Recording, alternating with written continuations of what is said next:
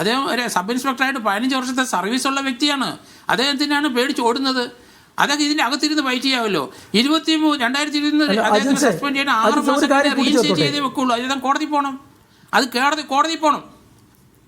George Joseph അദ്ദേഹം പറയുന്ന ഒരു വളരെ പ്രധാനപ്പെട്ട കാര്യമുണ്ട്. അദ്ദേഹം കേവലം ഒരു SI ആണ്, ഒരു IPS ഉദ്യോഗസ്ഥന്. സെൻകുമാർ സർക്കാരിനെതിരെ ഫൈറ്റ് ചെയ്ത് DGP സ്ഥാനം നേടിയതുപോലെ അദ്ദേഹത്തിന് ഈ മൈറ്റി പവറിനോട് പോരാടിക്കാനുള്ള ശക്തിയില്ല.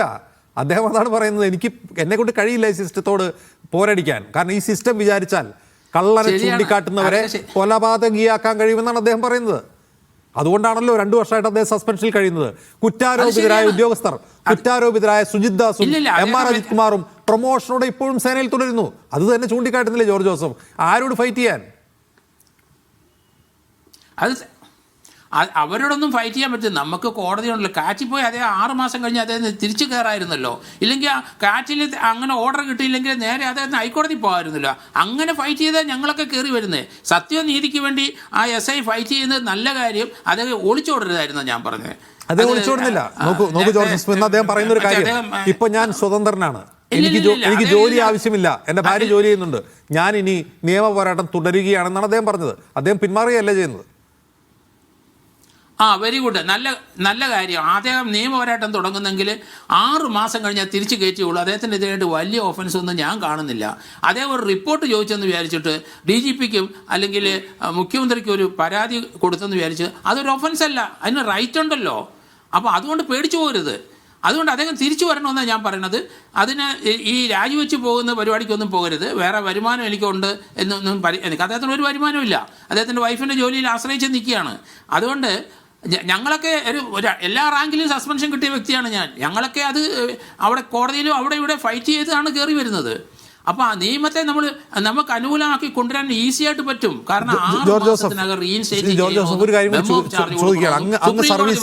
സുപ്രീം കോടതി പറഞ്ഞാണ്. അങ്ങ് സർവീസ് ചെയ്യുന്ന സമയത്ത് പോലീസ് അല്ല ഇപ്പോഴത്തെ പോലീസ് എന്ന് പറയുന്നത് ശ്രീജിത്ത് മാത്രമല്ല. ഞങ്ങൾക്ക് പരിചയമുള്ള, എന്നെപ്പോലുള്ള മാധ്യമപ്രവർത്തകർക്ക് പരിചയമുള്ള ഒരുപാട് പോലീസുകാർ സ്വകാര്യമായി പറയുന്ന ഒരു കാര്യമാണ്, മുമ്പൊക്കെ നിങ്ങളെപ്പോലുള്ളവർ അനീതികരമായി സസ്പെൻഷൻ നേരിട്ടാൽ, കള്ളക്കേസ് വന്നാൽ നിങ്ങൾക്ക് ഫൈറ്റ് ചെയ്ത് നിൽക്കാൻ പറ്റുമായിരുന്നു. ഇന്ന് അങ്ങനെയല്ല.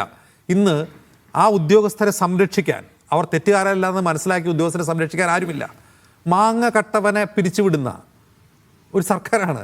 ഞങ്ങൾ പിരിച്ചുവിട്ടു എന്ന് മേനിയടിക്കുന്നു. ഇനി പിരിച്ചുവിട്ടവരോ കുറേ കഴിയുമ്പോൾ MP-യുടെ തല തല്ലിപ്പൊളിക്കുന്നവരായിട്ട് പോലീസ് സേനയിലുണ്ടാകും. കാളിയാർ സ്റ്റേഷൻ, ഇടുക്കിയിലെ കാളിയാർ സ്റ്റേഷനിൽ തൊണ്ടി മുതലായ സൈക്കിൾ ഒരാൾ മോഷ്ടിച്ചുകൊണ്ടുപോയി. അയാൾ ഇതുപോലെ പിരിച്ചുവിടേണ്ടി, മാങ്ങ മോഷണ കേസിലെ പ്രതിയെ പിടിച്ചുവിട്ടതുപോലെ അയാൾ തിരിച്ചെടുത്തു കഴിഞ്ഞ ദിവസം. അപ്പോൾ ഇതിൽ വിവേചനമുണ്ട്, ഡിസ്ക്രിമിനേഷനുണ്ട്. ഒരു വലിയ വിഭാഗം ഈ സേനയെ നിയന്ത്രിക്കുകയാണെന്ന് അടക്കം പറയുന്നവരാണ് ഈ പോലീസുകാർ. അതിൽ പെടും ഈ ശ്രീജിത്തും. അതൊക്കെ ശരിയാണ്. കാരണം ഇതിനകത്ത് നമുക്ക് സർവൈവ് ചെയ്തല്ലേ പറ്റുള്ളൂ. ഞാൻ പല പോലീസ് ഉദ്യോഗസ്ഥ സസ്പെൻഷൻ ആകുന്നവർ എന്നെ ധാരാളം പേര് വന്ന് കാണുന്നുണ്ട്. കാരണം നമുക്ക് ഇതിനകത്ത് സർവൈവ് ചെയ്യുള്ളൂ. അത് കാരണം നിയമപരമായിട്ട് നമ്മൾ കറക്റ്റായിട്ട് മൂവ് ചെയ്താൽ നമുക്ക് കോടതിയിൽ നിന്ന് നീതി കിട്ടും. അത് എത്ര ശക്തി. ഇപ്പോൾ ശബരിമലയിലെ കേസ് എന്തായി? നമുക്ക് പിടിച്ചാൽ കിട്ടിയോ കാര്യങ്ങൾ? അതൊരു സർക്കാർ വിചാരിച്ചാൽ അത് അവരുടെ ഭാഗത്തോട്ട് കൊണ്ടുവരാൻ പറ്റുമോ? അത് ഡിവിഷൻ ബെഞ്ചിൻ്റെ ഒരു ഇൻ്റർഫിയറൻസോടുകൂടി എല്ലാം തീർന്നു. അതിനകത്ത് എത്ര ഉന്നതനായാലും ശരി അയാളെ അറസ്റ്റിലേക്കല്ലേ വരുള്ളൂ. പക്ഷേ ഇവിടെ നമുക്ക് പോലീസിലെ പല ആൾക്കാരും എന്നെ വന്ന് കാണുന്നുണ്ട്, പലർക്കും സസ്പെൻഷനുണ്ട്. 6 മാസത്തിൽ കൂടുതലായി കഴിഞ്ഞാൽ അവർക്ക് തിരിച്ച് കയറ്റിയേ പറ്റുള്ളൂ. ഞാൻ കുറേ പേരെ അങ്ങനെ തിരിച്ച് കയറ്റുകയും ചെയ്തു.